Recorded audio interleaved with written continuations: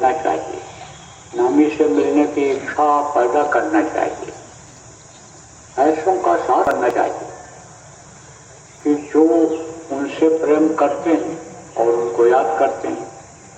मोटी बात आप समझो, साधक का साथ करना चाहिए। प्रेमियों ने देखो क्या मांगा, प्रभु से गुरु से क्या मांगा, साधु संग मुनि देव परम गुरु दातार। साधक का संग लीजिए। आज आपको साधक का संग मिला तो जो नहीं करते थे वो भी करते रहे, वो भी किए। नहीं कुछ हुआ तो लोग बैठे हैं बगल में, उनके पास आप बैठ गए तो भी आप बैठे रहे। आंख बंद किए खोले, नहीं आंख बंद किए कुछ भी किए, लेकिन बैठे तो, बैठने की आदत तो बनाया। नहीं तो घर पर तो बैठने की आदत ही नहीं मन बनने देता है, ये मन बैठने ही नहीं देता है। क्यों? क्योंकि ऐसा माहौल नहीं है, साथ नहीं है। सत्संगों के बच्चे क्यों बिगड़ते हैं? इसीलिए कि वो ऐसे परिवार में है जहाँ गुरु भक्ति की कोई चर्चा नहीं होती है, गुरु की कोई चर्चा नहीं होती है, परमार्थ की कोई चर्चा नहीं होती है, धर्म कर्म की कोई चर्चा नहीं होती है। सत्संगों में उनको ले नहीं जाया जाता है, सत्संग सुनते नहीं है, भजन ध्यान कोई करता नहीं है, तो भजन ध्यान वो करते नहीं है, इसीलिए बिगड़ जाते हैं। करते तो हैं सत्संग, क्या करते हैं? पढ़ाते हैं, लिखाते हैं, ऊंची जगहों पर पहुंचाने की कोशिश करते हैं, लेकिन वो ऊंचे पहुंचने के बजाय और नीचे हो चले जाते हैं। प्रेमियों, बहुत बड़ी दया है, साधक का संग करना चाहिए। देखो पूर्णिमा में गुरु महाराज के पास भी प्रेमी जाते थे और गुरु महाराज जब चले गए तो यह सत्संग का कार्यक्रम पूर्णिमा को जगह जगह होने लग गया। तो अब यहाँ भी लोग आते हैं और साथ छूट मिल जाता है तो वो लोग भी आने लग जाते हैं, और जो आते हैं वो साथी भी बनाते हैं कि भाई चलो चला जाए, वहाँ चलना चाहिए। गुरु महाराज कहा करते थे, हो सके तो दर्शन रोज करो, न हो पावे दूसरे दिन करो, तीसरे दिन करो। कहा गया है कि गुरु का दर्शन तीसरे दिन करो, चौथे दिन करो, हफ्ते में एक बार करो, 15 दिन में एक बार करो, महीने में एक बार करो।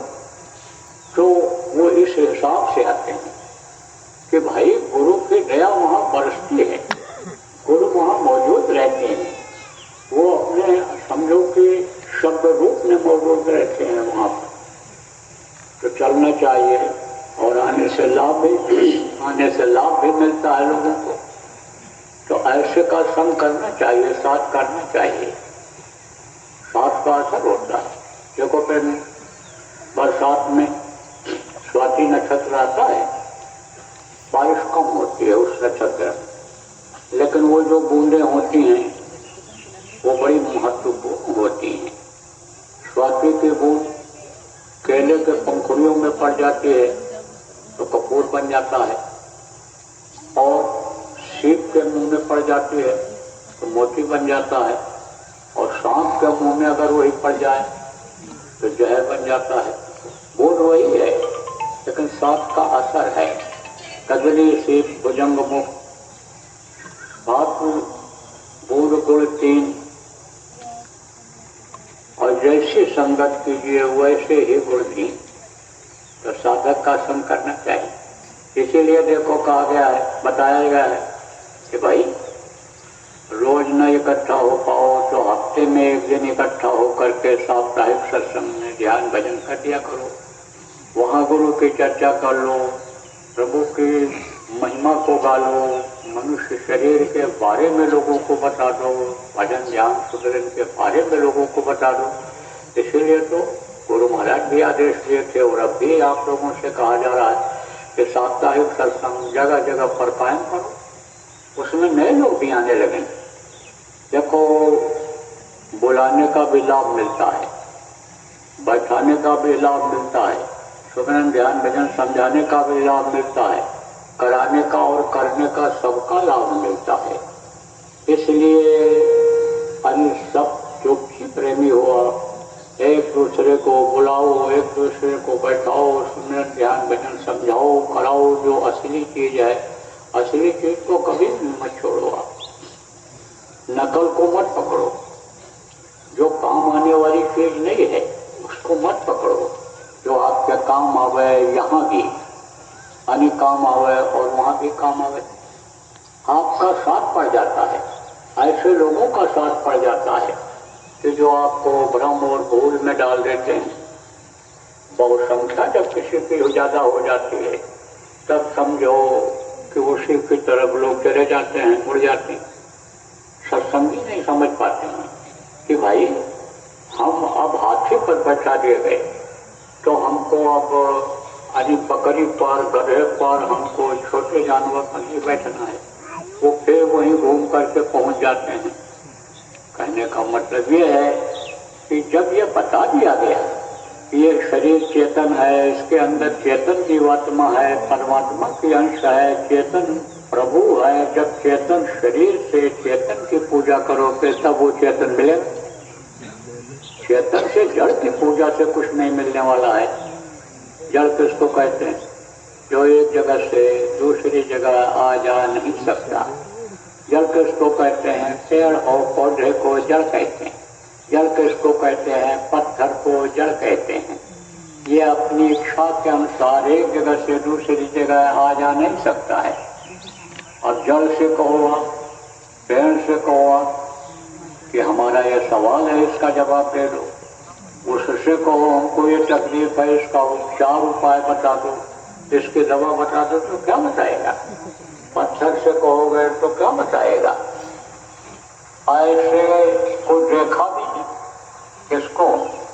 देवी और देवता, जिनको बहुत से लोग कहते हैं कि यही सब कुछ है, कि यही देव ही सब कुछ है, त्रिलोकीनाथ ही सब कुछ है। आगे जो बढ़े नहीं, आगे जो देखे नहीं, समझे नहीं, उन्हीं को मान लेते हैं कि यही सब कुछ है। लेकिन उनको देखा किसी ने? वो तो इन बाहरी आंखों से देखे भी नहीं जा सकते हैं। वो खुद बंधन में मृत्यु लोक पूरी छेड़े, मृत्यु लोक पूरी जब छेड़ हो जाता है, मृत्यु लोक में मनुष्य शरीर में उनको भी आना पड़ता है। इसीलिए वो बराबर प्रार्थना करते रहते हैं, नर समान नहीं कौनो दे। जीव चराचर जाते ही चर और अचर के जितने भी जीव हैं सब मांगते रहते हैं इस मनुष्य शरीर को। क्यों? क्योंकि यह साधना का स्थान है, जब पूजा का मंदिर बताया गया है। साधन धाम मोक्ष का द्वारा, पाए न जे परलोक समारा, सो परत लुक पावही, शिव ढूंढ पछताएं, काल कर्म ईश्वर मिथ्या दोषण। ये उदाहरण देकर इसलिए समझाता हूँ कि आप कहीं है ना सोच बैठो कि अपने मन से ये सब बना करके बता रहे हैं। उदाहरण देकर समझाता हूँ कि किसी तरह से समझ में आपके आ तो जाए। तो ये लोग खुद बंधन में, जो स्वर्ग और वैकुंठ के ऊपर जो लोग हैं, ब्रह्मलोक, पार ब्रह्मलोक, महाकाल लोक, उन लोकों में नहीं जा सकते हैं। ये सतलोक, अलख लोक, अगम लोक, अनामी लोक में नहीं जा सकते हैं। लेकिन आप जा सकते हो, आपके अंदर रास्ता है। और आपको गुरु मिल गए, आपको वो नाम की डोर पकड़ा दिया। इस डोर को पकड़ो और उनको याद करो। वो आपको इस डोर के सहारे खींच लेंगे, वो आपको अपने पास बुला लेंगे, अपने में मिला लेंगे। वहां पहुंचने के बाद किसी भी लोक में आत्मा जब पहुंच जाती है तो इसके अंदर वशी लोक की ताकत, उनकी देव, उन्हीं धनी की ताकत आ जाती है पूरी।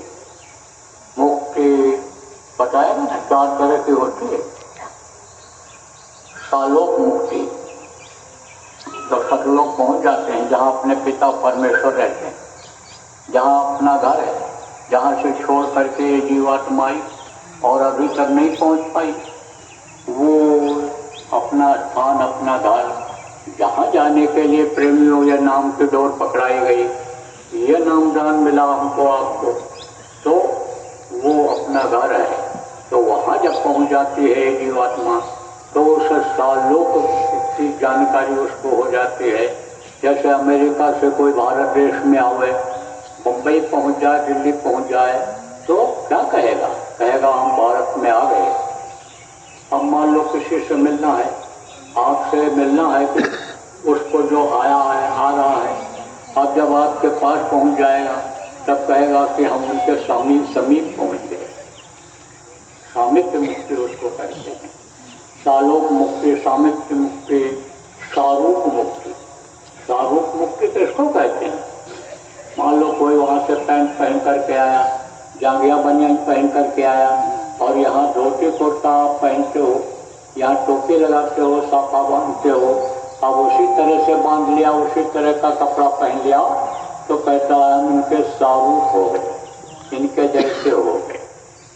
और आपके अंदर जो पावर है, जो आध्यात्मिक शक्ति है, जो भी पराविद्या का ज्ञान है आपको और उसको हो गया, तब तो कहेगा साजिद मुक्ति हमको मिल गई। अब हम इनके जैसे हो गए, पूरी पावर इनमें हम या हमारे में ऐसी हो, इनके जैसी हो गई। तो आपको समझने की जरूरत है कि भाई साथ ऐसे का करना चाहिए जो बंधन से मुक्त हो, बंधन से मुक्त करा दे, जिसको कोई बांध न पावे, जिसको कोई रोक न पावे, और उसके साथ भी हम अगर चले जाएं तो हमारे लिए कहीं रुकावट न पैदा हो, ऐसे का साथ करना चाहिए। और जो खुद बंधा है वो आपको क्या बांधेगा? वो आपको क्या छुड़ाएगा? वो तो खुद बंधा है। वो एक था ना राजा, तो राजा लोग बड़े विद्वान होते थे। विद्वान किसको कहते हैं? जो हिंदी, अंग्रेजी, उर्दू, फारसी, बहुत सारी विद्या है, बंगाली, कन्नड़ और समझो कि तेलुगु, ये पंजाबी, गुजराती, ये सब भाषा। तो जो ज्यादा जानकार हो जाता है, भाषाओं का जानकार हो गया, या कुछ लोग ऐसे होते हैं साइकिल की भी मरम्मत करते हैं, मोटरसाइकिल की भी मरम्मत कर देते हैं, और ये जो 4 पहिए की गाड़ी है उसकी भी मरम्मत कर देते हैं। तो लोग कहते हैं कि भाई ये बड़े मिस्त्री हैं, बड़े जानकार हैं, इनको बहुत जानकारी है। कुछ लोग ऐसे होते हैं मिठाई भी बनाते हैं और दाल चावल भी अच्छा बना देते हैं, रोटी भी बढ़िया सेक देते हैं, सबको पसंद आ जाता है। तो कहते हैं ये बड़े जानकार हैं, ये बड़े विद्वान हैं, इनको बहुत जानकारी है। तो उसको क्या कहते हैं? विद्वता कहते हैं, ज्ञान कहते हैं, जानकारी कहते हैं। तो राजा लोग ऐसे ही होते थे, अभी तो राज्य चलाते थे। आदमी देखो घर में होते हैं, कुछ ऐसे होते हैं जो बहुत गृहस्थी को बढ़िया से सेट कर देते हैं, लड़ाई झगड़ा नहीं होता है। कुछ के घर में देखो रोज झगड़ा, रोज कुछ कुछ होता रहता है, तो तरीका ही नहीं सिखा पाते। कुछ बहुएं ऐसी आती हैं कि जिनका तालमेल सास से नहीं खाता है, शुरू में ही यानी समझो उन्हीं को नहीं मालूम है, सास को ही नहीं मालूम है बहू को किस तरह से रखा जाए, कैसे किया जाए। लड़की जो आई, बहू जो आई, उसको उसकी माँ भी इसी तरह की मिली कि वो नहीं सेट कर पाई, उसको नहीं सिखा पाई, तो वहीं पर तलाक का मुकदमे चलने लग जाते हैं।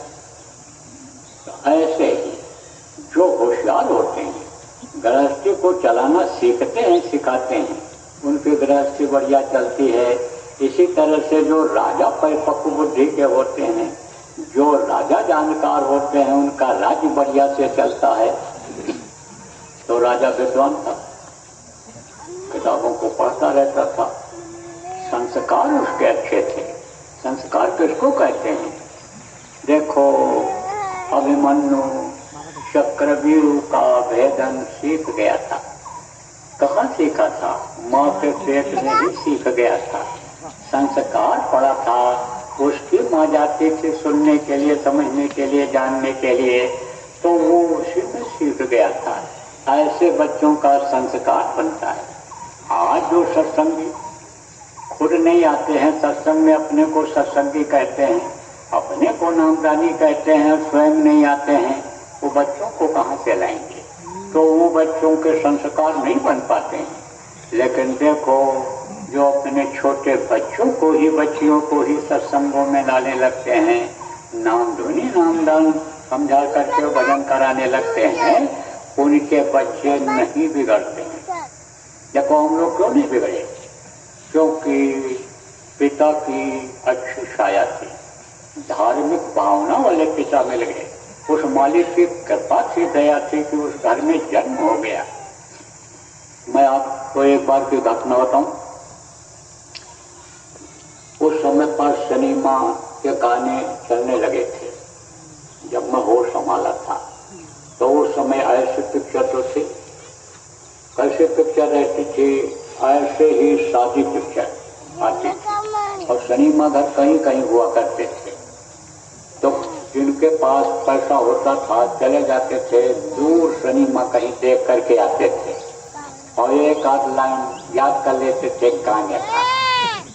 और वो गाना जब गाते तो उनके घर के बच्चे भी सुनते थे।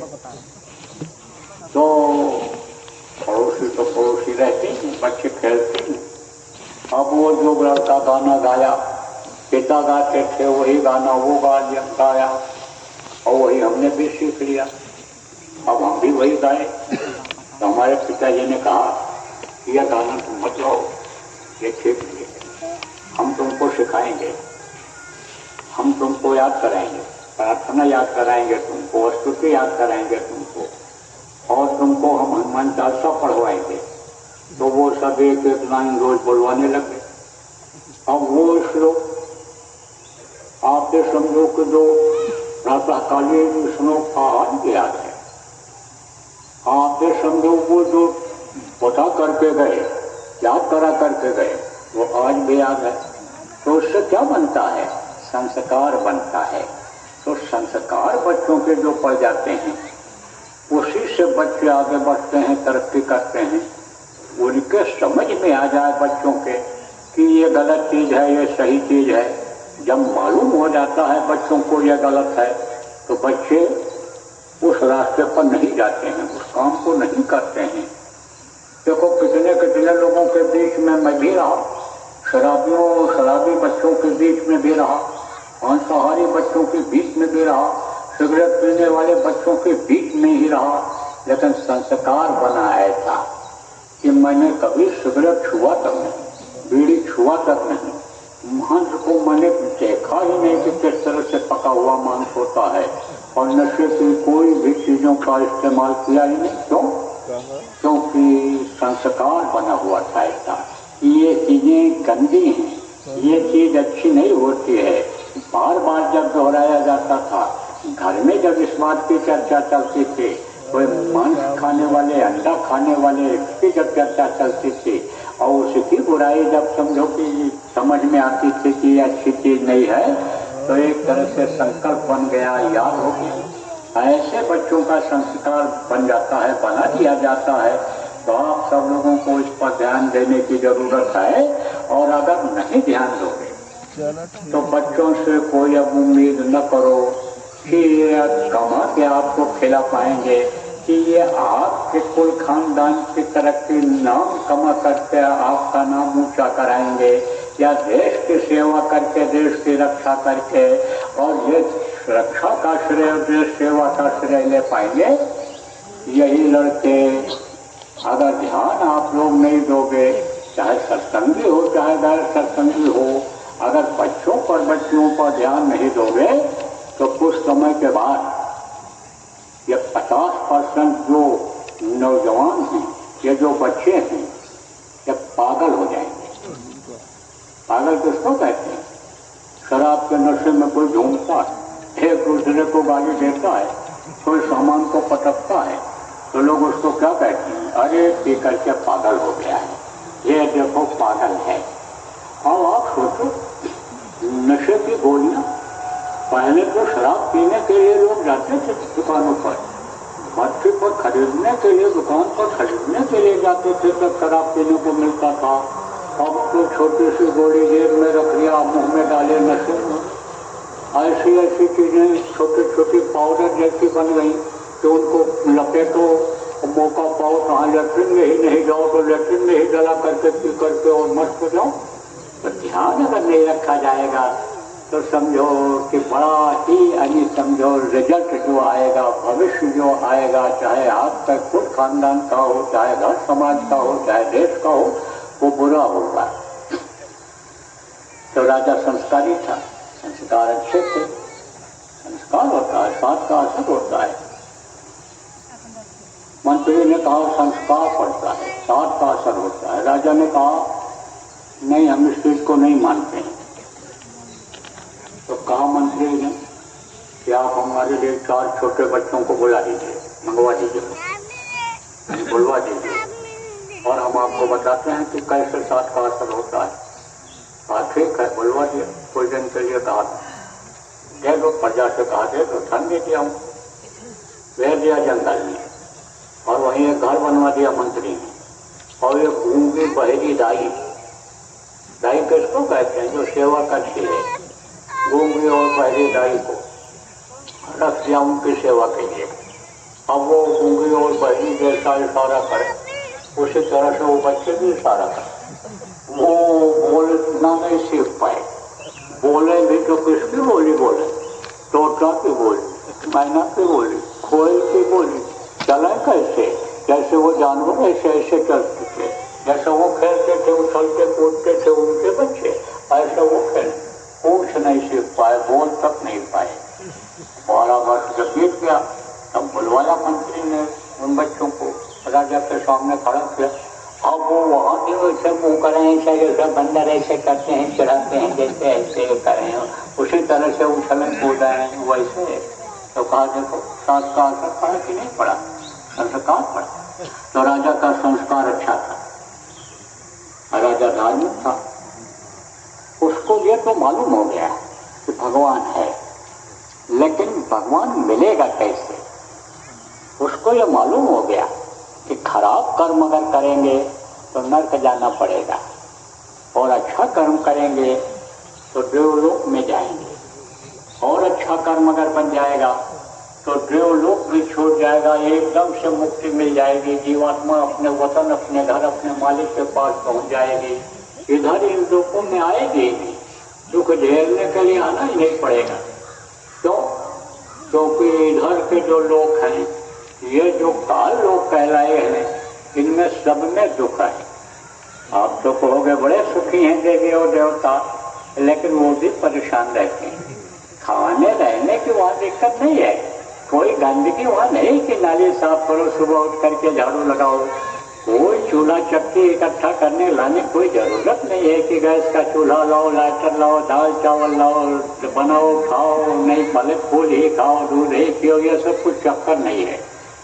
वहाँ का भोजन अलग है, वहाँ सफाई बहुत है, लाइट जलानी नहीं पड़ती है, रात होती नहीं है, अंधेरा होता ही नहीं है, उजाला ही उजाला रहता है, परम प्रकाश रूप दिन रात्रि। नहीं कुछ चाहिए दिया, घर बातें दिया, चिराग की कोई जरूरत ही नहीं पड़ती है।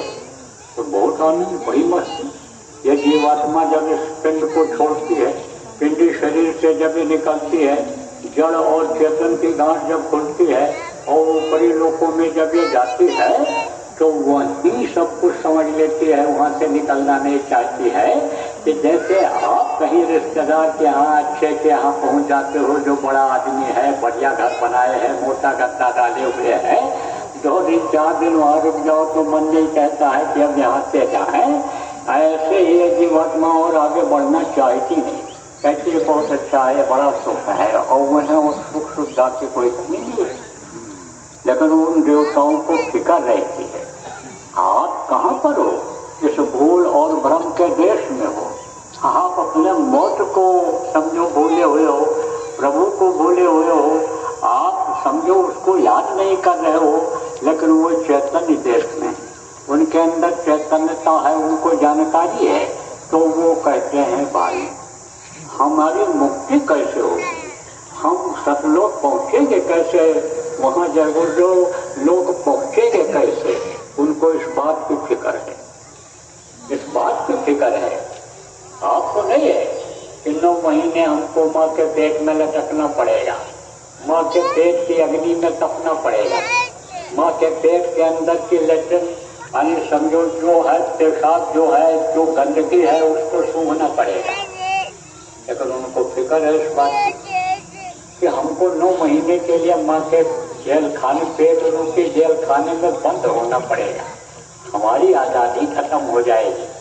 इस बात की फिक्र है उनको कि मनुष्य शरीर भी मिल गया, लेकिन उस वक्त पर सदगुरु नहीं मिल पाए, रास्ता बताने वाले नहीं मिल पाए, हमारी संभाल करने वाले नहीं मिल पाए। तो लौट लौट 84 आया, फिर लौट करके उसी 84 में आना पड़ेगा। इसलिए उनको इस बात की फिक्र है।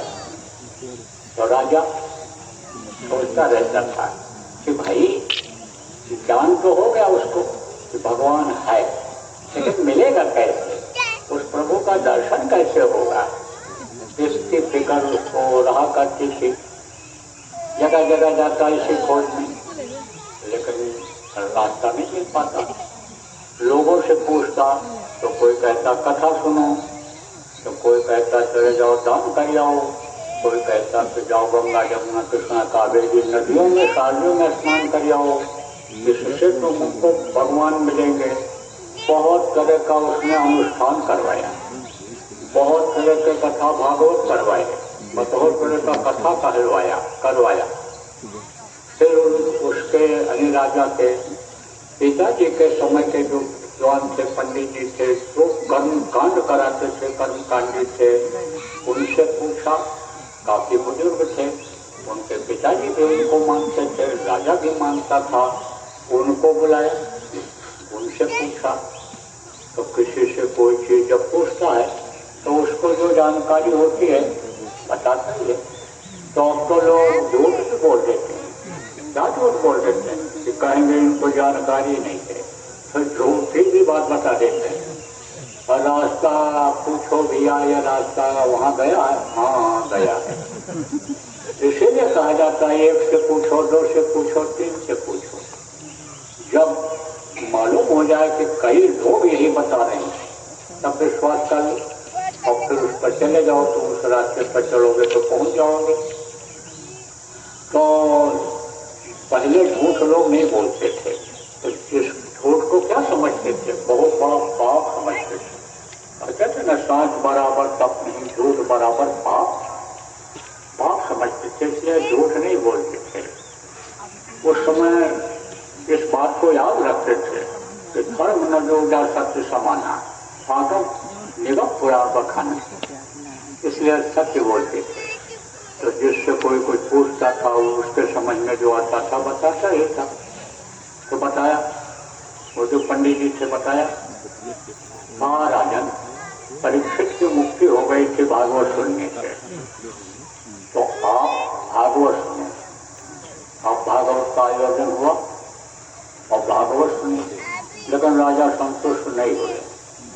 शांति आदमी को नहीं मिली। शांति बहुत खास चीज होती है। शांति किसको कहते हैं? संतुष्टि जिस बात की हो जाए आदमी, जिस चीज की इच्छा हो उसके अंदर, वो इच्छा पूरी हो जाए, तब कहते हैं शांति मिल गई। लड़का चिल्लाता रहता है, दूध पिला दिया, कहा शांत हो गए। भोजन करा दिया, कोई भूखा है, लड़का भूखा है, भोजन उसको मिल गया, अब कहते हैं चिल्ला रहा था, शांत हो गया। तो शांति किसको कहते हैं? शांति उसको कहते हैं संतुष्ट जब आदमी हो जाए। तो राजा को शांति नहीं मिली, बड़ा दुखी रहने लगा। कहा करें तो क्या करें? लेकिन सोचता रहता था कि कोई न कोई रास्ता मिलेगा, कोई न कोई मिल जाएगा बताने वाला, क्योंकि सकल पदार्थ है जग माही और कर्म ही न नर पावत नहीं। जो कर्म करेगा उसको मिलेगा, कर्म नहीं वैसा कर पाता है। मैं कर्म ऐसा नहीं कर पाता हूँ कि जिससे हमको वो नहीं, जिससे हमको वो मिल पावे, ऐसा कर्म नहीं कर पाता हूँ। चिंता में रहने लगा। तो कहा जाता कि ये जो दौलत है, जो बख्शीशे के माए, यह दौलत दरबार की बख्शीशे के माए, वह जो दौलत है, कौन सी दौलत है? जहाँ दुनिया की सारी दौलत खत्म होती है, वहाँ से आध्यात्मिक दौलत की शुरुआत होती है। और वो दौलत जब मिल जाती है तो ये दौलत अपने आप आती है। अनिच्छित आवे बरियाई अपने आप आती है। जब श्रद्धा सागर में जानी, यह सब ताई कामना नहीं, कि मैं सुख संपत्ति बिना ही बुलाई। और धर्मशील पैजाम से भाई जब आदमी समझ लेता है कि वास्तव में धर्म क्या है, वास्तव में अनिधर्म यह है कि अपनी जीवात्मा पर दया करो और इसको प्रभु तक पहुंचाओ और उसकी ताकत इसमें ले आओ, वो आत्मधन तुम प्राप्त कर लो तो बहुत बड़ा धन होता है। तो ये दौलत किसको कहते हैं? धन को ही दौलत कहते हैं।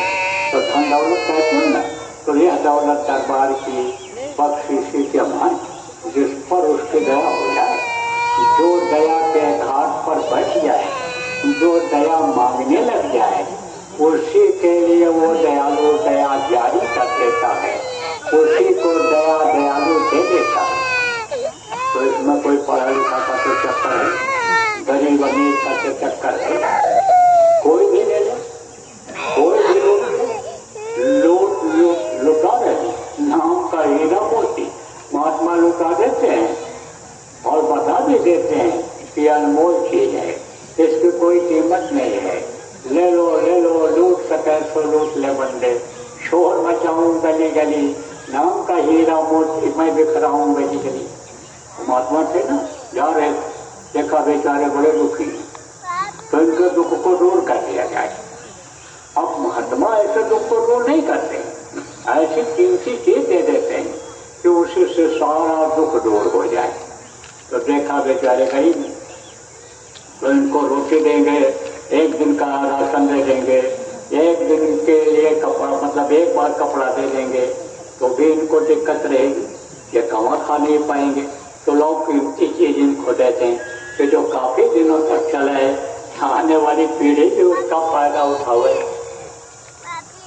तो जोड़ी में से निकाले हीरा और फेंक दिया, कहा उठा लो गाँव वालों, हीरा है हीरा, बड़ी कीमती चीज है, बेचोगे तो बहुत दिन तक कमाओ, बहुत दिन तक खाओगे, पहनोगे, बहुत आराम मिल जाएगा। किसी ने कहा हीरा होता तो फेंक देते, हीरा महात्मा के पास कहाँ से आएगा, ये नहीं मालूम है कि गुजरी से हीरा होता है, ये नहीं मालूम है उनको। तो फेंक करके चले गए। किसी ने कहा हीरा नहीं है, कांच के टुकड़े, उठाया ही नहीं किसी। क्या कहें, अभाव इसी को कहते हैं विनाश काले विपरीत बुद्धि, बुद्धि विपरीत होती। गौरी आया, जा रहा था उधर से, रास्ते पर तो सब चलते हैं, रास्ते पर तो हर तरह के लोग चलते हैं, सड़क पर तो हर तरह के लोग चलते हैं। तो जौहरी जा रहा था, देखा कहा हीरे पड़े हैं, उठा के ले गया, माला माल हो गया। तो कोई भी नाम की कमाई कर ले, नाम का जो हीरा मोती लुटा दिया देखो गुरु महाराज ने, उसको कोई भी ग्रहण कर ले, उठा ले, उसको ले ले, तो वही माला माल हो जाए। तो राजा का एक नौकर था, महात्मा के पास जाकर पूरे फकीर को खोजा था, पानी पिए छान कर गुरु पर जान कर, कल बताया था कहा जब तक गुरु मिले न साचा तब तक गुरु करो दस पाचा, जब तक सच्चे गुरु न मिल जाए, आत्मबोध कराने वाले गुरु न मिल जाए, रास्ता बताने वाले, रास्ते पर चलाने वाले, उस रास्ते पर आने वाली कठिनाइयों को दूर करने वाले, रास्ते से ले जा करके मंजिल तक पहुंचाने वाले गुरु जब तक न मिले तब तक गुरु बदलते रहना चाहिए, कोई दिक्कत नहीं है। दत्तात्रेय ने 24 गुरु किया था, तो उसने भी ठोका बजाया, लेकिन देखा जब समर्थ हुए और इनसे हमको कुछ मिल जाएगा तो उनके बताए अनुसार वो करने लग गया। सेवा करता, सत्संग में जाता, छुट्टी लेता था, 15 दिन में, महीने में एक बार छुट्टी लेता था, और जो भी काम है बड़े लगन मेहनत से करता, 2 दिन 3 दिन जो भी लगता उसका काम सब बिल्कुल ठीक करके राजा के लिए जाता था, कोई दिक्कत नहीं होती थी। तो वो जाता था और अभ्यास करता था। क्या अभ्यास? यही जो सुमेर ध्यान भजन प्रेमियों हमको आपको गुरु महाराज ने बताया, उनके जाने के बाद आप कुछ लोगों को बताया गया, यही सब करता था। और सेवा बड़ी मेहनत से करता था। सेवा जो मेहनत से करता है उसको उसका फल मिलता है।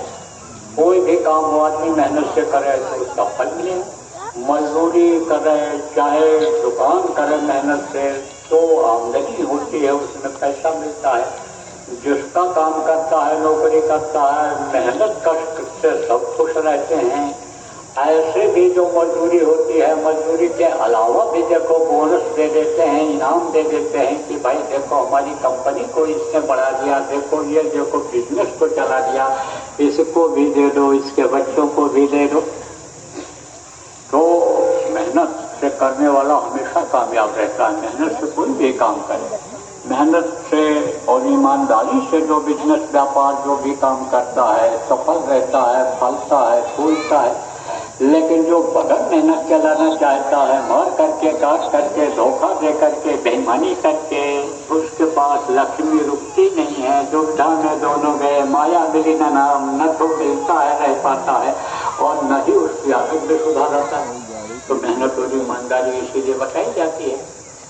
तो मेहनत और ईमानदारी से काम करता था राजा का नौकर। तो राजा को चिंता में जब देखा तो दुखी हो गया कि जिनकी हम सेवा करते हैं, जिनकी रोटी खाते हैं, जिनसे बच्चों की परवरिश करते हैं, वही हमारे मालिक दुखी हैं। पूछा उसने, इधर आप बहुत दुखी दिखाई पड़ रहे हो।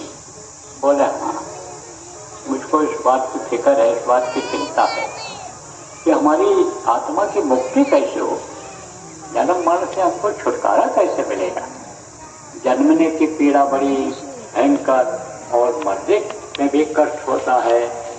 हमने जन्मते हुए बच्चे को देखा, जानवरों के बच्चे को भी देखा, जन्मते समय मरते समय दोनों को भी तकलीफ होती है, जानवरों को होती है, पक्षियों को होती है, हर तरह से उसने देखा। क्योंकि राजा के जीवन में हर तरह के लोग आते हैं और राजा जिस चीज की इच्छा करता है देखने की, सुनने समझने की, उसकी पूरी भी हो जाती है, संसाधन रहता है उसके पास। तो मुक्ति कैसे मिलेगी? तब नौकर ने कहा ये तो हमारे गुरु महाराज बता सकते हैं, क्योंकि वो मुक्ति का रास्ता बताते हैं, मुक्ति दिलाते हैं, वो यही काम करते हैं। नौकर से कहा कि बुला करके ले आओ। बोला आएंगे, ऐसे नहीं आए। जिसको कछुने चाहिए सोई शहंशाह, चाह गई चिंता गई मनमा बेपरवाह। उनको किसी चीज की चिंता नहीं है, चाह नहीं। उनका मन बिल्कुल एकदम से दुनिया की चीजों की तरफ से हट गया और वो सत्संग में सुनाते रहते हैं कि राज द्वारे साध जन, तीन बात हो जाए, क्या माया क्या मीठा क्या मान। राजा के यहाँ, बड़े आदमियों के यहाँ लोग क्यों जाते हैं? इसीलिए जाते हैं कि सम्मान देंगे, मिलेगा, बैठाएंगे, आदर के साथ बैठाएंगे। क्योंकि गृहस्थ का धर्म होता है कि कोई भी आवे बैठाओ, उसको आओ, बैठो, पानी। ये भारतीय संस्कृति रही है, हमेशा ऐसा रहा है, तो सम्मान मिलेगा। और देखो गरीब के यहाँ जाओगे, जो उसके पास होगा वो देगा, गुड़ खिलाएगा, चीनी खिलाएगा। और बड़े आदमी के यहाँ जाओगे तो बढ़िया मिठाई खिलाएगा। तो राजा के यहाँ जाने पर किस चीज से स्वागत होता है? मिठाई और अच्छी अच्छी चीजों से। और फिर वो जो साधु जाते थे, ब्राह्मण या मान्य होते थे, उनको दक्षिणा भी देते थे। तो इनको तो कुछ चाहिए नहीं। जिसको वो दौलत ऊपर की मिल जाती है, दरबार की दौलत मिल जाती है, इस दौलत से इच्छा खत्म हो जाती है, क्योंकि ये अपने आप आने लगती है। जिस चीज की इच्छा करते हैं वो चीज होने लग जाती है। यही भगवान राम जब जा रहे थे भरत जी जब जा रहे थे कहाँ, चित्रकूट मिलने के लिए राम भगवान से, तो भरद्वाज ऋषि का आश्रम पड़ता था। उन्होंने संदेशा भेजा था कि हम रात को रुकेंगे आपके। सोचे भाई राजा भरत आ रहे हैं, उनका स्वागत उसी तरह से होना चाहिए जैसे राजा का स्वागत होता है। सोचे रहे थे तब तक रिद्धि सिद्धि आकर के खड़ी हो और बोली महाराज हुक्म करिए। आज कितना तो करते हैं, मैं तो हुई, जो आप जैसा कहो वैसा हो जाए। बोले स्वागत कर दो जैसा राजा का होना चाहिए। एक एक राजमहल एक एक आदमी के लिए तैयार हो गया, सारे सुख सुविधा राजमहल की मिली। तो जो इच्छा की नहीं मनमानी और प्रताप का दुर्लभ नहीं। तो कहा कि देखो नौकर ने कहा राजा से, महाराज महाराजा साहब हमारे गुरु महाराज ऐसे नहीं आएंगे, वो तो प्रेम के भूखे होते हैं, वो तो भाव के भूखे होते हैं, और राजा सुन करके कभी भी नहीं आए। बोले तू ले आए हैं, अब हम कैसे जाएं? देखो लोक लाज कुल की मर्यादा ये क्या करती है, ये बाधा डालती है परिवार के काम में। देखो सेवा का बहुत बड़ा महत्व, सत्संग सेवा और भजन, यही दो चीजें हैं, तीन चीजें कि जो आदमी का उद्धार कल्याण कर सकती हैं। अब आप देखो आए और रात में कहाँ पड़े रहे, जिसको कछु न चाहिए कोई शांत, कोई गद्दा की जरूरत नहीं, कोई भी घर में जो पंखा बिजली हीटर कूलर का कोई जरूरत नहीं, और पेड़ के नीचे आप बढ़िया हवा में पड़े रहे रात भर। अब जो सुख आपको मिला वो मोटे गद्दे पर सोने वाले, एसी में सोने वाले को थोड़ा मिलेगा। तो भाई आपने थोड़ा सा त्याग किया और आप यहाँ पर आए और यहाँ पर आपको कुछ देखो सुनने को मिल रहा है। कल तो बहुत भीड़ थी, बहुत लोग आए थे, लेकिन उनकी परिस्थिति रही होगी हम तो नहीं कहते, लेकिन कुछ लोग जो रुकने भी लायक थे, जिनका रहन सहन रुकने भी लायक था, वो ऐसे लोगों के साथ आए थे जो गाड़ी में से आए थे, भाई चलो चलो चलो चलो हम लोग उनके साथ चलेंगे। तो कहने का मतलब यह है कि यानी चाह गई चिंता गई, जिसकी चाह चली जाती है उसकी चिंता खत्म हो जाती है, और नहीं तो चिंता बनी रहती है। तो महात्मा ने कहा नौकर ने राजा कि महात्मा जी तो हमारे नहीं आएंगे ऐसे। राजा साहब बोले कि राजा ने कहा कि भाई मैं अब कैसे जाऊं, राजा हो कैसे वहाँ, कहाँ पर है तेरे महात्मा, कहाँ पर? तो जिसको इच्छा नहीं रहती है वो पानी सब लोग कहाँ चला जाता है, वहाँ चले गए थे, नदी के किनारे प्राय रहते थे लोग। उस समय तो इतने घर मकान होते नहीं थे, बढ़िया सुविधा भी नहीं रहती थी, तो बोले वहाँ रहते। राजा ने सोचा वहाँ जाए हम तो प्रजा क्या कहेगी, पता नहीं कैसे हो, जो काम के लिए हम जा रहे हैं हमारा काम हो पावे न हो पावे। किसी उधेड़ में राजा ने कहा अरे तू चला जा, बोला ला किसी भी तरह से ले आ, जो भी पैसा कौड़ी की जरूरत होगी, दान दक्षिणा जो कहेंगे उनको मैं दे दूंगा, तू चला जा लिया। फिर उसने कहा महाराज अब तो हमारी गति कैसी हो गई, भाई गत सांप छछुंदर जैसी। छछुंदर को जानते हो? अरे छछुंदर की आँख है, आँख जो होती है दिन में काम नहीं करती है, कितना भी बढ़िया चश्मा लगा दो, आँख टेस्ट करा दो, कहाँ? सीतापुर अस्पताल, खैराबाद अस्पताल मशहूर है आँख के मामले में, वहाँ करा दो और चश्मा लगा दो तो दिन में दिखाई पड़ेगा? नहीं दिखाई पड़ेगा, दिन में नहीं दिखाई पड़ेगा।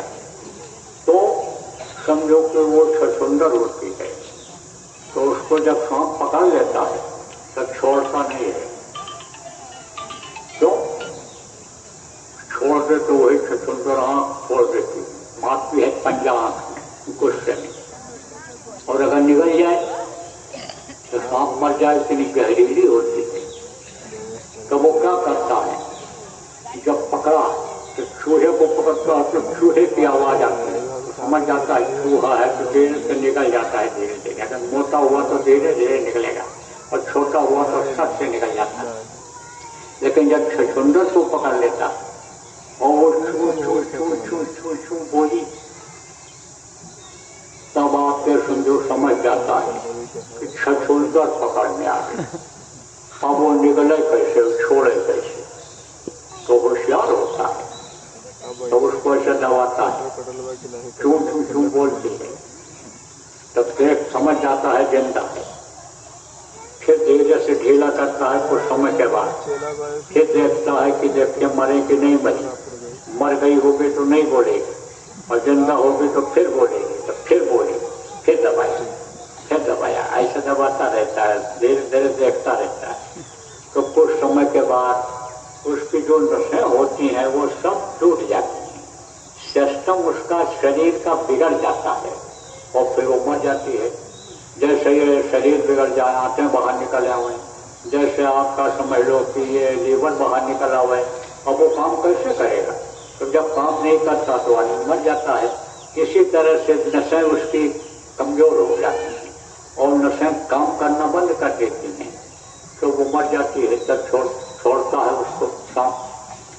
तो भयगत सांप छछुंदर जैसी, नौकर की जो हालत हो गई छछुंदर जैसी हो कि जिसका नमक खाते हैं उसके आदेश का न पालन कर पावे तो नमक हरामी होगी।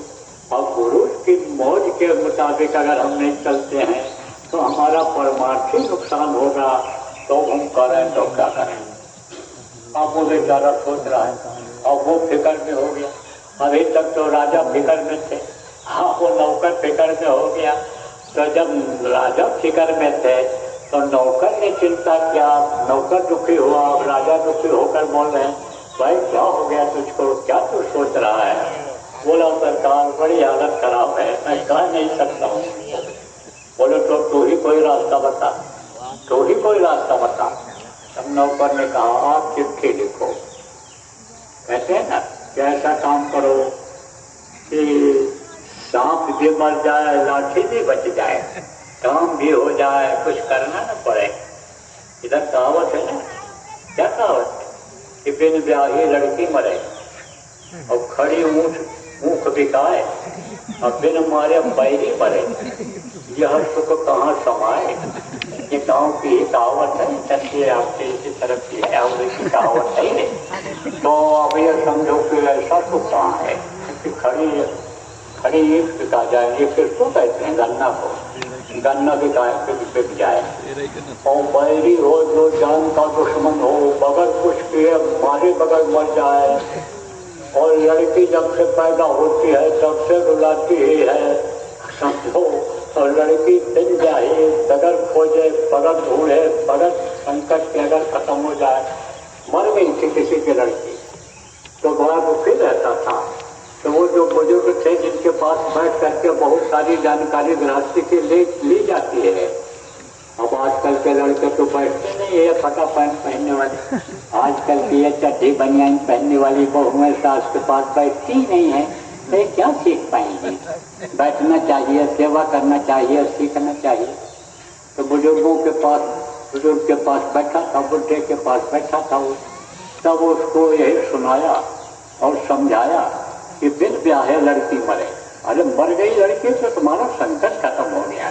नहीं जूतियाँ भेज जाती जलती, लड़का न मिलता, लड़का भी मिल जाता न संभाल पाता, तो घर भर करके आ जाती तो झंझट ही रहता, तेरा संकट कट गया।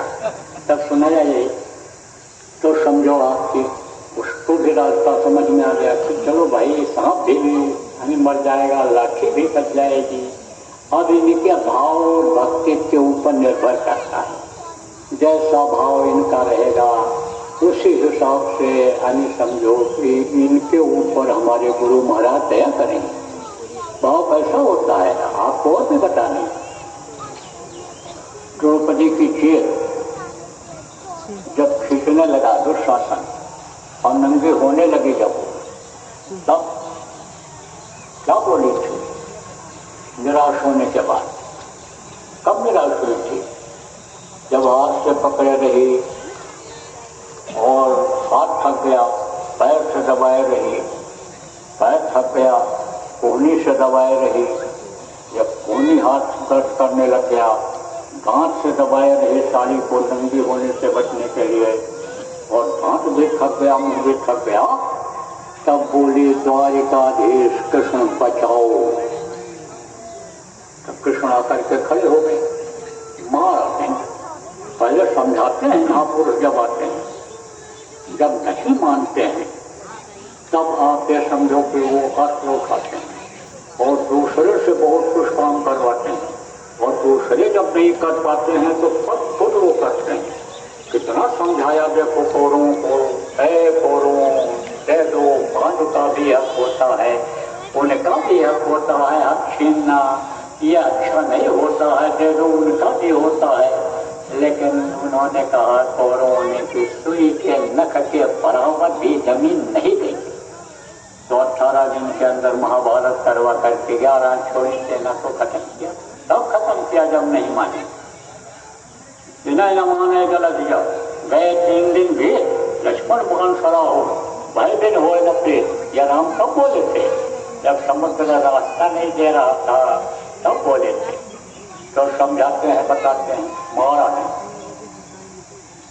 कृष्ण ने मारा नहीं उसको, अपना पावर का इस्तेमाल किया। कहा साड़ी ही बढ़ा दो, लाठी भी बन जाए, सांप भी बन जाए, बढ़ा दो साड़ी। साड़ी बढ़ती चली गई उनके अनिशक्ति से, और दुशासन फिरते फिरते थक गया, बेहोश हो गया। जब लाज बची द्रौपदी, तब कृष्ण की तरफ उसने देखा, तो देखा उनके पैर से तलवे से खून निकल रहा है। दौड़ करके गई, देखा तो कांटे छूटे हुए थे, कांटों को निकाला, साफ किया उसको। तब बोली कि आप जूता भी नहीं पहने और नंगे पैर चले जाए। तब कृष्ण ने कहा तेरी करोड़ आवाज पर मुझे जूता पहनने का समय था, जब तूने हृदय से याद किया और दुख भरी आवाज जब मेरे काम में पड़ी तो मैं बैठा रह पाया, मैं तो दौड़ पड़ा तेरे पास आ गया। फिर शंका हुई उसको कि ये यही तो नहीं प्रकट हुए, इतने दूर से चल करके क्यों आए, कांटों के बीच में से क्यों आए, कांटे इनके पैर में क्यों चुभे, इनको तो यही प्रकट हो जाना चाहिए। शंका हो, शंका का समाधान कर लेना चाहिए। शंका बहुत बुरी बला होती है, शंका में ही देखो झगड़ा झंझट हो जाता है, शंका में ही देखो तलाक के मुकदमे चालू हो जाते हैं, शंका में ही दहेज के मुकदमे चालू हो जाते हैं, शंका में ही देखो खून कत्ल हो जाता है। कैसे ये भी बता दी। मान लो कोई औरत अपना भाई मान करके ही किसी से बात कर रही है और आदमी ने धीरे से देख लिया और शंका हो गई, तो बोलेगा कुछ नहीं, लेकिन हर बात में कमी निकालेगा। ये देखो दाल में नमक भर दिया, ये सब्जी में मिर्ची भर दिया, कच्ची कच्ची रोटी बना के रख दिया, पेट खराब कर देगी, सफाई नहीं किया, ये नहीं किया, वो नहीं किया, 50 कमी निकालेगा। जो कुछ कमियां भी बन जाती थी और उन पर ध्यान नहीं देता था, उन कमियों को निकालने लगेगा, बताने लगेगा, सत्य लाने लगेगा, पहले की बातें सब बताने लग जाएगा। तू ऐसे ही है, तू ऐसे करती रही है, तेरे के दिमाग नहीं है, बुद्धि नहीं। और अगर कोई पति को देख लिया किसी औरत, किसी लड़के से, किसी औरत से बात कर रहा है, बोले भी कुछ नहीं, लेकिन दिन भर में 4-6 बर्तन पटक करके पिचका डालेगी, गुस्से नहीं कुछ होगा, अपना ही ताल मोच डालेगी, गुस्से। शंका ही तो हो गई। शंका का समाधान कर लेना चाहिए, पूछ लेना चाहिए। जब जीवन के साथी बन गए, जब हाथ पकड़ा है तो हाथ छूटे ही तो। जिंदगी भर के लिए दूसरे की लड़की को ले आए, दूसरे का हाथ पकड़ लिया बच्चियों कि जिंदगी भर एक दूसरे का साथ निभाएंगे, हर दुख सुख में शामिल रहेंगे, तो बात क्यों कर लो, बात कर लो, पूछ लो भाई ऐसा है, क्यों है ऐसा, आपको मुझसे कोई संतुष्टि नहीं रह गई, अब आप मुझसे घृणा करने लग गए। याद करो उस वादे को कि जब हमारे पिता ने हाथ पकड़ाया था, आपके पिता ने मेरा हाथ पकड़ा दिया था और आप हमको लाए थे, मैं आपके यहाँ आई थी, जीवन भर साथ निभाने का साथ फेरा लगाया था, देवताओं को आह्वान करके उनको साक्षी करके जा दिया था, तो अब ऐसा क्यों कर रहे हो, अब तुम ऐसा देवी जी क्यों कर रही हो, पूछ लिया। तो शंका हो जाए तो समाधान कर लेना चाहिए। द्रौपदी ने शंका का समाधान किया, कहा ये बताओ कि आप जूता पहन कर नहीं आए, आप यही तो नहीं प्रकट हो, आपको तो लोग कहते हैं अंतर्यामी हैं, जहाँ याद करो वहीं खड़े मिलते हैं। तब कृष्ण ने कहा कि तूने ही तो कहा कि द्वारिकाधीश कृष्ण बचाओ, तो मुझको द्वारिका का राजा समझ करके याद किया। कहा राजा को, उन राजा को याद करेंगे जो जिन राजा पर चढ़ाई कर सकते हैं, जो इसको खत्म याद करो। तो तूने तो खुद कहा द्वारकाधीश बचाओ, तू कहते कृष्ण बचाओ या कृष्ण बचाओ, हाँ कृष्ण बचाओ, और कोई नाम लेकर के कहती कि कृष्ण बचाओ, तो मैं तो यहीं खड़ा हो जाता। तो भाव से, प्रेम भाव से, भक्ति भाव की पहचान होती है। कहते हैं संत न देखें चाल कुचाल, वो परखें अंतर का हाल, अंतर का हाल परख जाते। उसको मालूम था नौकर को कि अंतर का हाल परख जाएंगे हमारे गुरु।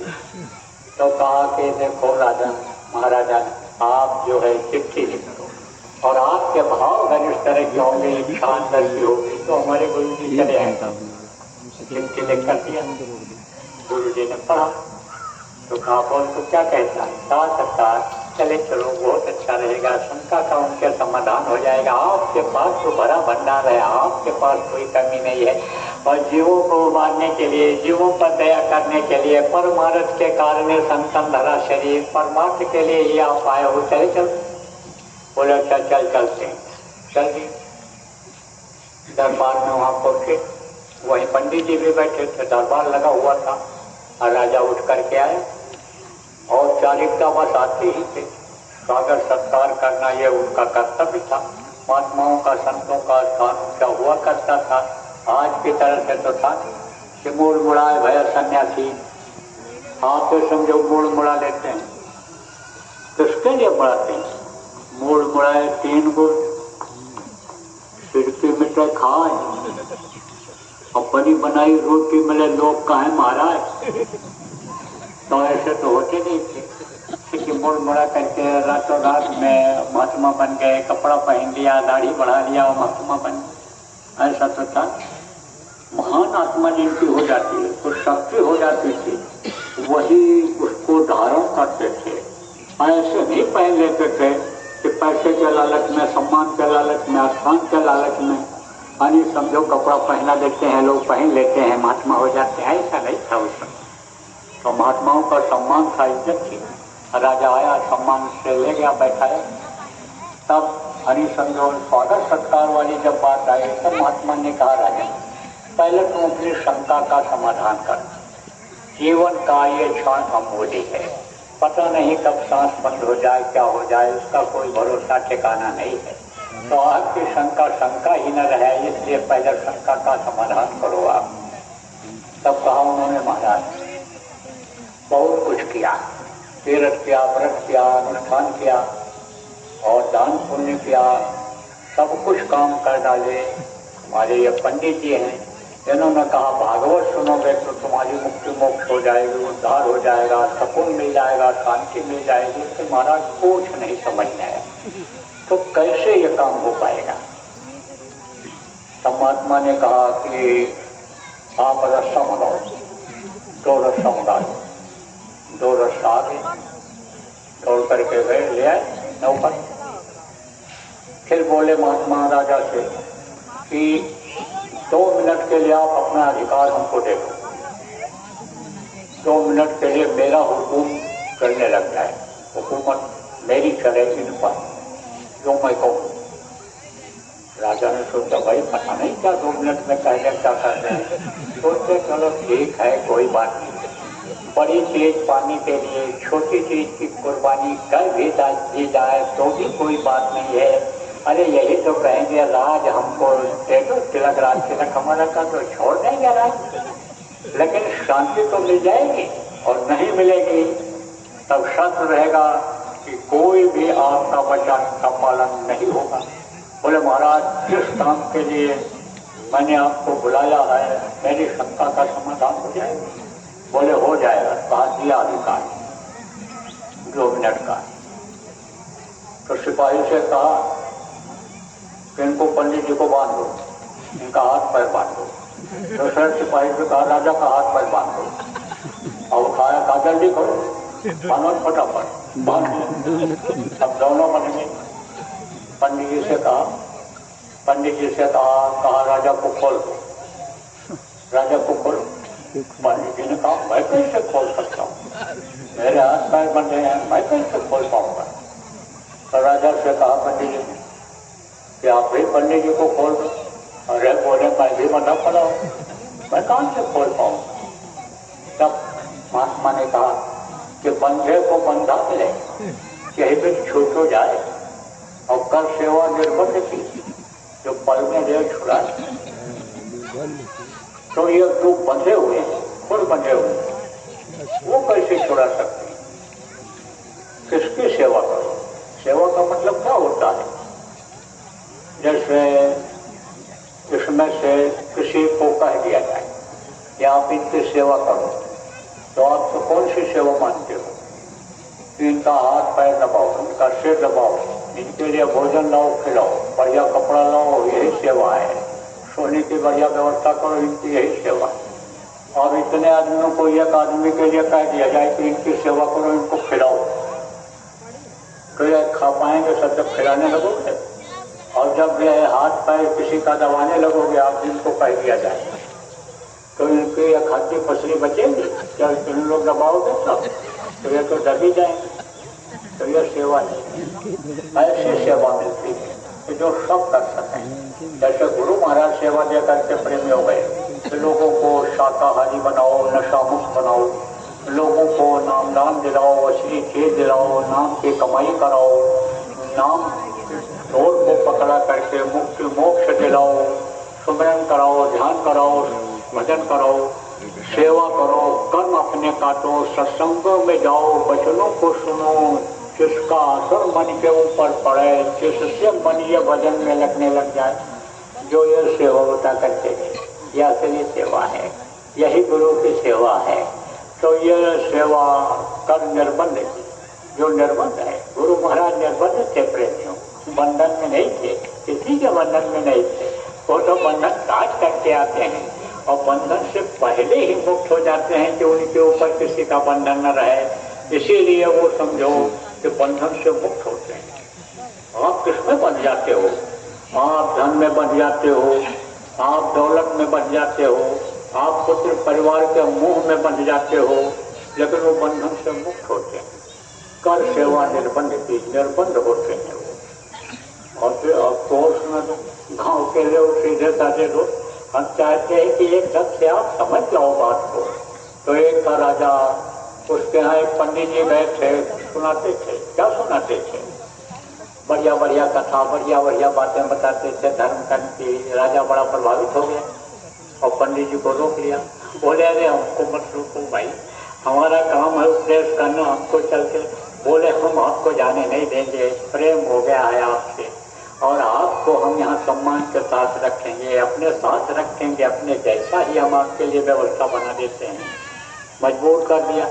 कहते मगर किसी का दिल मत तोड़ो, ये तो घर है खास खुदा का। तो कहते हैं भाई दिल मत तोड़ो, दिल भी रख देते हैं, लेकिन अपने निशाने पर रहते हैं, अपने लक्ष्य पर रहते हैं। जो जानकार होते हैं, महात्मा होते हैं, सत्य होते हैं। किसी ने कहा नहीं आज रुक जाओ रुक जाओ रुक जाओ, तुरंत चल जाओगे तो नाराज होगा, दुख होगा, दुखी होगा।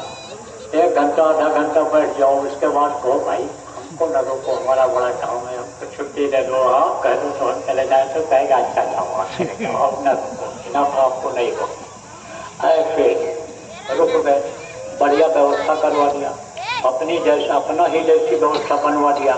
बिल्कुल महल उसी तरह का, उसी तरह हाथी घोड़े, उसी तरह से पत्नी और उसी तरह से सारी सुख सुविधा अनि कर दिया। और लड़कों बच्चों को भी उनके बुलवा दिया पंडित जी के, वहीं सब रहने लगे, ऐश करने लग गए वो बच्चे।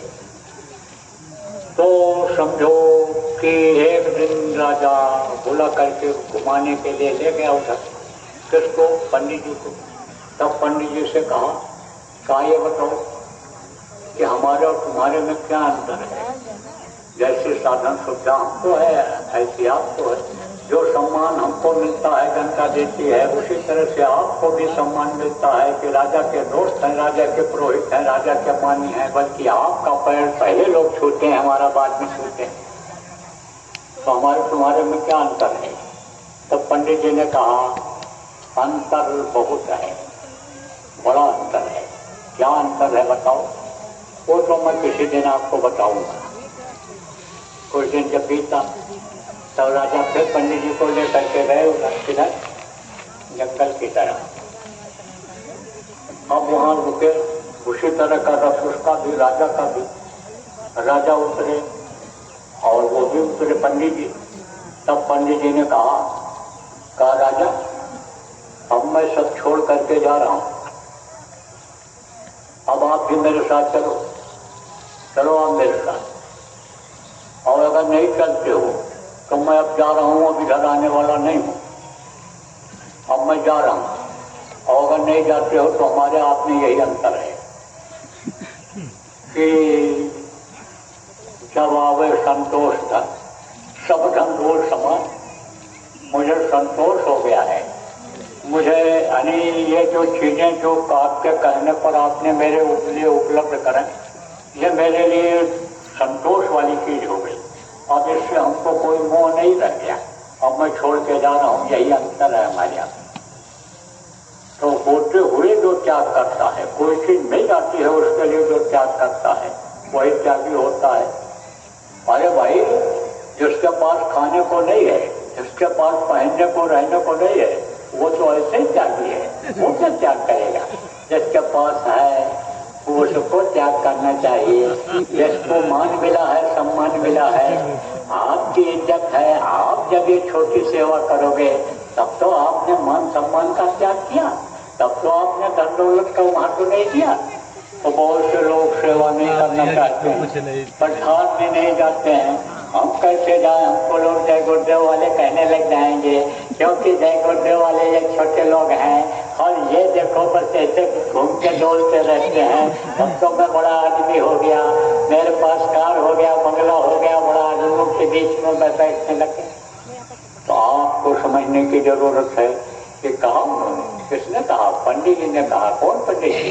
गुरु जी। वो जो राजा के नौकर के गुरु जी थे कि कर सेवा निर्बंध की, जो रहते हुए भी बंधन में होते हुए भी और बंधन काटने को जानता है, वो उसकी सेवा करो, उसके आदेश का पालन करो, वो आपको निकाले जाएगा। वैसे गुरु को खोजो कि जो निर्बंध होते हैं, जो बंदी छोर होते हैं, वो बंधन में नहीं रहते हैं, वो बंधन को काटते हैं, उनकी सेवा करो तो आप पार हो जाओ, शांति मिल जाएगी। सब चरणों पर राजा गिर पड़ा, बोला आप मुझे विश्वास हो कि आप जो रास्ता बताओगे उस पर जब मैं चलूंगा तो मैं पार हो जाऊंगा, मेरा दीन भी बन जाएगा, दुनिया भी बन जाएगी, हमारा राज्य भी चल जाएगा, राजपाट भी यानी समझो कि चलता रहेगा, हमारा यही काम होता रहेगा। इसलिए यानी आप हमको रास्ता बताओ। रास्ता बताया, भजन किया, काम बन गया। तो असली चीज को पकड़ना चाहिए। ये जो नामदान गुरु महाराज ने आपको प्रेमियों दिया है, ये जो कल नामदान आपको मिला है, इस नाम से करो कमाई। इसी को एक को अगर आप पकड़ लोगे तो एक ही साधे सब सदे, सब साधे सब जाए। लेकिन बड़ा वैरी मन घट में, इसी को जीतना कठिन, मन को जीतना बड़ा कठिन काम है। अभी आपसे पूछूं कि आपने ध्यान लगाए? बैठे? बोले बैठा। कुछ लोग कहोगे बैठा, बिल्कुल बैठा, हिला तक नहीं, एकदम आंख बिल्कुल आंखों से देखता ही रहा। तो क्यों नहीं दिखाई पड़ा? पूछा जाए तब कहोगे मन रुका, मन सोचता ही रहा, देखने की कोशिश तो करता था वहां पर जहाँ एक जगह दोनों आंखों को टिकाता था, लेकिन फिर मन इधर उधर चला जाता था। तो यह मन बैरी हो गया है, यह मन कामी हो गया, यह मन क्रोधी हो गया, यह मन लोभी लालची हो गया, इसीलिए उधर नहीं लगता। किधर लगता है यह मन? मन खाने में लगता है, सोने में लगता है, दूसरे की निंदा बुराई करके कर्मों को लगवाने में लगता है। मन इधर उधर चला जाता है। अब जब उधर से मोड़ोगे तब तो कहीं लगेगा। उधो मन नहीं 10-20, मन तो एक ही है, तो मन जहाँ लगाओगे वहीं तक लगेगा। बच्चों को जब, विद्यार्थियों को जब मास्टर के लोग पढ़ाते हैं तो कहते हैं देखो बच्चे मन लगा के पढ़ो, ये देखो इधर ध्यान से देखो, इधर मन लगाओ जो मैं लिख रहा हूँ। तो मन लगा करके जो भी काम किया जाता है उसमें कामयाबी मिलती है। अब दुनिया का भी जो भी काम आप करते हो मन लगा करके ही तो करते हो। अब कोई ऐसी बीमारी हो जाए, कोई भूत सिर पर सवार हो जाए जो मन को लगने ही न दे, तो कोई भी काम में आप कामयाब नहीं हो पाओ। आजकल बीमारियां बहुत फैल रही हैं, इस तरह की बहुत रोग हो रहा है। बड़े अनिल समझोगे इस तरह से लोग परेशान हो रहे हैं, कहते हैं इस लड़के का मन ही नहीं लगता कोई काम। इनका कोई मन लगता ही नहीं काम, ये किसी से सीधे बोल ही नहीं पाते हैं, यह तो गुस्से में आ जाते हैं, ग्राम से ही लड़ जाते हैं, तो बात कहाँ से चलेगी। घर वाले पड़ोसियों से पूछो तो वो ये बताते हैं। तो आजकल तो ये बहुत बढ़ रहा है। अब कोई उपचार बताया जाए, इसका आधा दवा बताया जाए तो विश्वास नहीं होता है। क्यों नहीं विश्वास होता है? क्योंकि कोई भी मत होता है ज्यादा दिन का हो जाता है, तो वो दवा जब ज्यादा दिन तक खाया जाता है तभी उससे वो मर जाता है। और यहाँ करना न पड़े कुछ, और देखो मिल जाओ वही क्या कठौता भर हो कहते हैं और पेट भर के मिले। ऐसा चाहते हैं कुछ करना भी न पड़े और एकदम से तकलीफ दूर हो जाए तो कैसे दूर होगी। इसलिए अगर ऐसी कोई तकलीफ है आप लोगों में से तो पर्चा भी ले लेना। अभी मैं गाड़ी से आऊँगा, मिलेंगे, हमारे साथ में लोग रहते हैं, उनसे इशारा करूँगा इनको दे दो, इनको दे दो, मुझे मालूम हो जाएगा तो वो आप पर्चा ले लें और समझ लेना उसको करना। तो समझ लो आपकी इस तरह की चीजें जो आ जाती हैं वो तो इससे दूर करने जाती है। और मन जो ये अभी धोखा देता है भजन में, उसके लिए सेवा कराया जाता है, सेवा से तकलीफ जाती है। तो सेवा करते रहने से यानी कर्म करते हैं, कर्मों का बड़ा जटिल विधान है।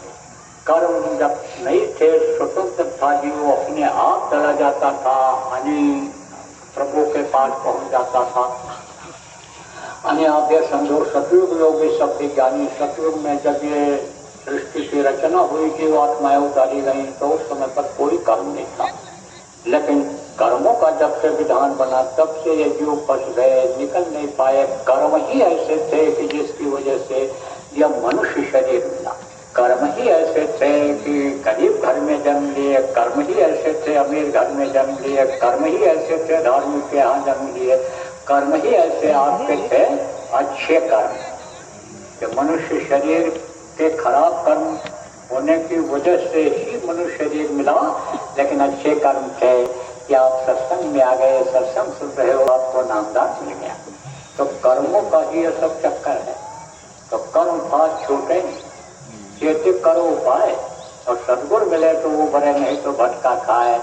सदगुरु जब बता देते हैं रास्ता, जो उस रास्ते पर चलने लगता है उसके कर्म धीरे धीरे कटते शुरू हो जाते हैं, कटते चले जाते हैं। तो कर्म इससे कटेंगे। जब कर्म कटेंगे, बुद्धि सही होगी, मन सही होगा, चित्त सही होगा, तब समझो कि मन लगने लगेगा। तो कर्मों को काटने के लिए सेवा का विधान बना दिया गया। देखो पूर्णिमा को आपको कोई न कोई आदेश मिलता है। तो देखो पिछले पूर्णिमा को आदेश ये मिला था कि भाई रैलियां निकालो, प्रचार करो, लोगों के बीच में जाओ, शोभा यात्रा निकालो, जीव जागरण यात्रा निकालो। तो आप लोगों ने निकालो, लेकिन कम समय में दूरी ज्यादा होने के नाते सब जगह आप पहुंच नहीं पाए। अब उन एरियो में निकालो, उन जगहों पर जाओ।